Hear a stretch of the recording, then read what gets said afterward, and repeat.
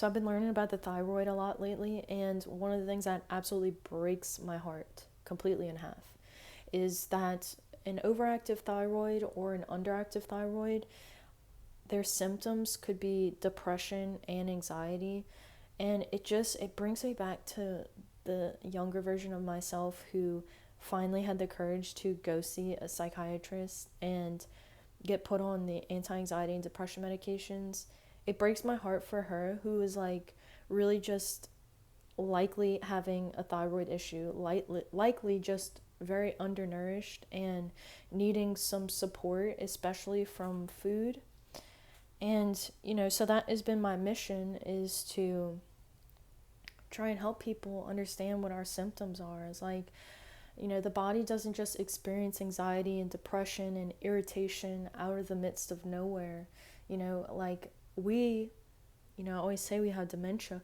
We are designed to be playful and humorous and patient. And that's why I always talk about the mitochondria. Mitochondria equals patience, mitochondria equals joy. Because, everybody knows powerhouse of the cell.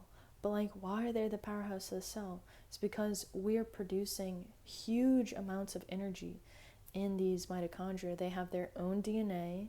They are influencing our nuclear DNA. So, like depression runs in my family, heart disease runs in my family.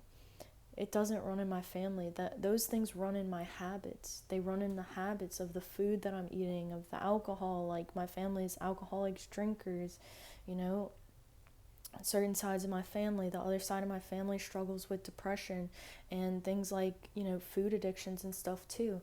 So what does that mean for me? Well, maybe I'm more predisposed, and throughout my life I've been more inclined to addictive tendencies. I think my sister kicked me in my head. That's my theory, but I came out with a hematoma on my head when I was born.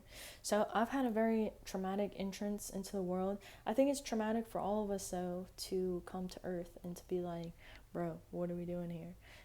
And this trauma just builds generationally. And so, it breaks my heart to think about not only the younger version of myself who went into my psychiatrist's office to finally get medicated, then to come across the amino acids and to start studying nutrition and biochemistry and all these other things. But it breaks my heart for especially like the young women my age and even younger who are on these medications for an extremely long time. And if these symptoms are really just an issue of the thyroid, then I'm kicking a pebble down the road. And if I'm not addressing my thyroid issue, it's going to show up in different ways later. So, years down the road, young women now, we're seeing a lot of infertility issues. Where did this come from? Well, perhaps it came from the thyroid screaming out years prior that it needed nutrients, it needed amino and fatty acids to support itself, and all we did was mask this issue.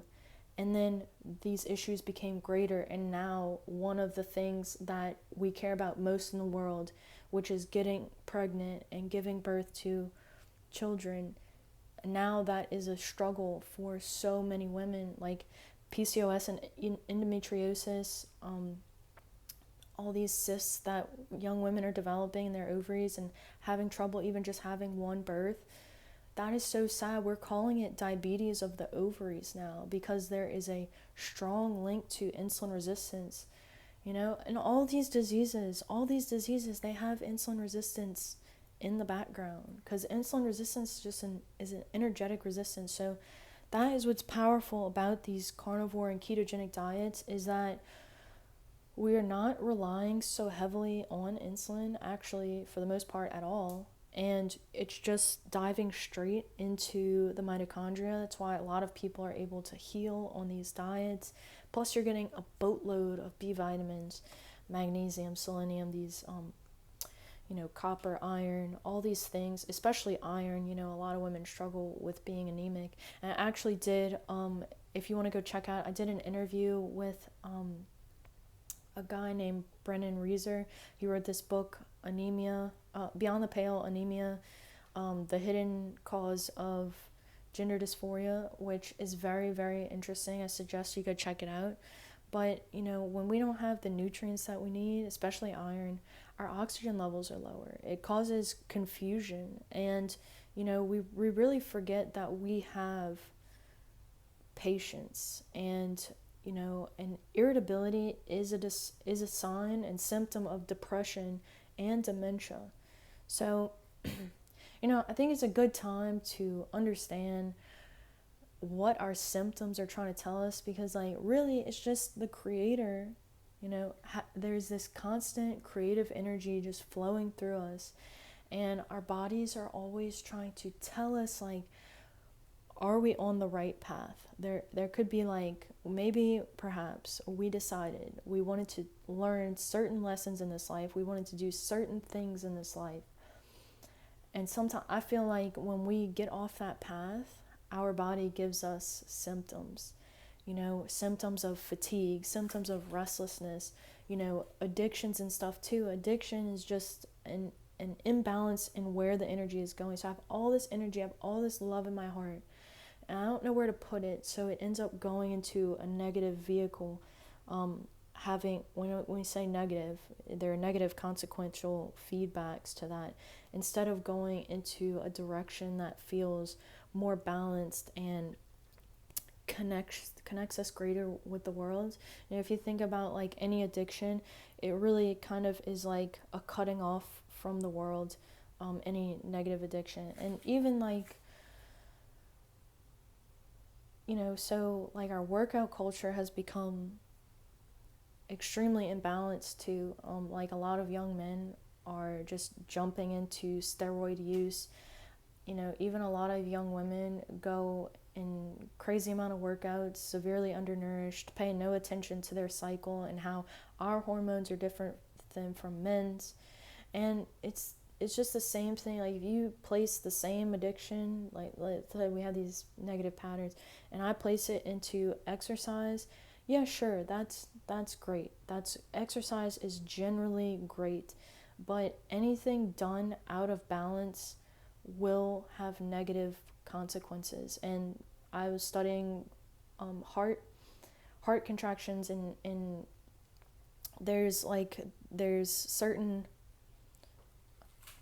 certain premature atrial contractions. Like I remember my teacher was like, so there's this that you'll find in drinkers, smokers, high caffeinated people, people who are underslept, but you'll also find it in people with a positive lifestyle, like athletes. So, there is a balance to exercise and recovery, and just being like connected with ourselves, instead of just like beating ourselves to death and not recovering properly. Like, why am I doing this?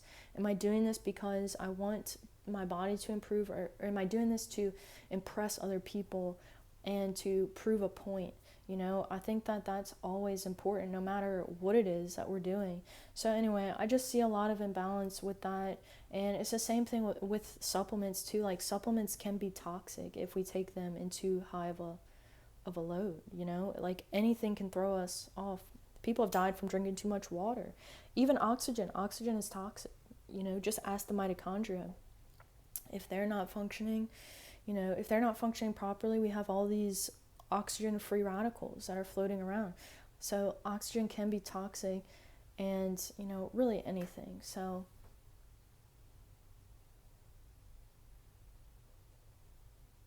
where I started with this was getting to the root cause of like thyroid symptoms, and, just encouraging people around you if they are on medications for anxiety and depression. Like I just know so many people, just if there's like even a video that you come up, even this video, if you could send this video to them, or you find another video actually breaking down the biochemistry and say, look, maybe you are experiencing anxiety and depression, but possibly also you could be having something going on with the thyroid. So maybe if we eat a full amino and fatty acid breakfast, we can just see how different this allows me to feel. For me, this was like years ago, it was, okay, I'm going to have eggs. And I was eating vegetables at that point. I was eating eggs, spinach, onions, mushrooms. That was my breakfast in the morning. I was like, okay, Rachel, we're going to eat this every single morning. This is going to be your medicine, because this is where tryptophan comes from. It breaks down into serotonin, breaks down into melatonin. Okay, so we're going to do this. And now, then I came to a point in time where I was starting to have circulatory issues and skin issues. And I was like, okay, I am nutrient deficient after studying the circulatory system and understanding what my skin was trying to tell me. So then I started eating a lot of red meat. And red meat is so nutrient dense. And, so I've been like mostly carnivore for the last like 6 or 7 years, I guess, at this point. But there have been times where I've definitely fallen off and, really have forgotten how crucial and critical and important this is, especially for me. So I was born with cataracts. I have a very sensitive to light exposure and blood sugar and whatnot. So for me especially, it definitely is important that I get enough protein and fat in my diet. But, here we are, and we live to see another day, and that's beautiful. So, anyway, I do wish you the best of luck in your journey, and, you can reach out to me if you want to, if you have any comments or you want to chat, or if you need guidance too. But as always, I do wish you the best of luck.